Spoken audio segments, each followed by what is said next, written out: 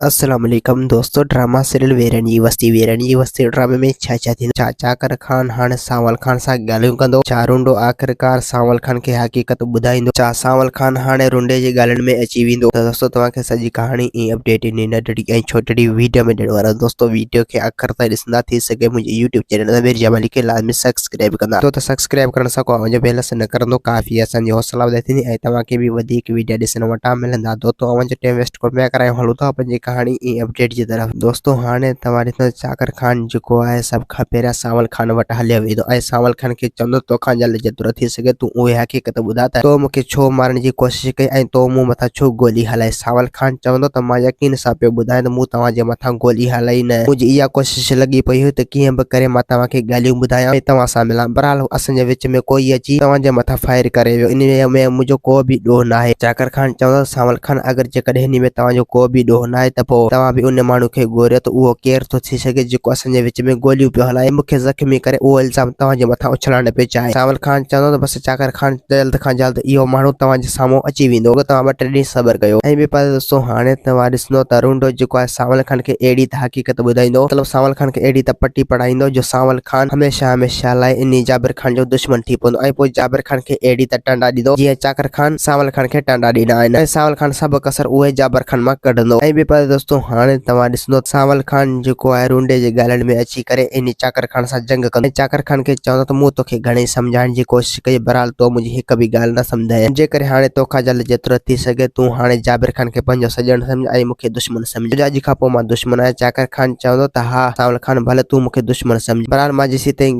नथो थियां जेसीं ताईं अव्हां जे विच में ॻाल्हियूं थींदी रहंदियूं। ऐं ॿिए पासे दोस्तों हाणे तव्हां ॾिसंदो जाबिर खान जेको आहे उहो चाकर खान खे अहिड़ो त फड़काईंदो जो चाकर खान हमेशह लाइ सांवल जो दुश्मन थी पवंदो। दोस्तों उम्मीद आहे कहाणी आई हूंदी, अव्हांखे पसंदि असांखे ॾींदा हाणे इजाज़त, वरी तव्हां सां मिलंदासीं के नई वीडियो में। खुदा हाफ़िज़।